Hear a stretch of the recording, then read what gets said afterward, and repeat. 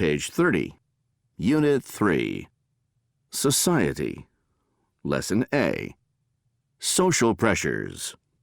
1. Grammar in context. B. Listen. What pressures does each person talk about? Are any on your list? We asked people, what are some of the social pressures you've resisted? 1. Chelsea, 30, Toronto, Canada, designer. Growing up, I was always branded a rebel, which is a little unfair. I guess, though, that I've never really conformed to social norms, being single and not having had any children at the ripe old age of 30. I just never met anyone working as hard as I do. But having built up a successful career, I'm happy with my life choices. People say, "Oh, you'll regret it when you're old and lonely." But looking around, I see plenty of elderly people with families who are still lonely. 2.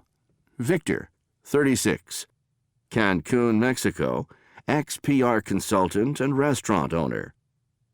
I recently decided to get out of the rat race, having been in it most of my adult life.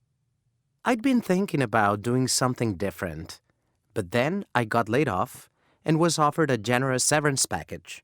So, presented with a golden opportunity to change my life, I bought a small restaurant here. Working in the PR industry, people are under enormous pressure, to look good, have the right clothes, and be perfect, which is really stressful. Not to mention the work hours. I got out.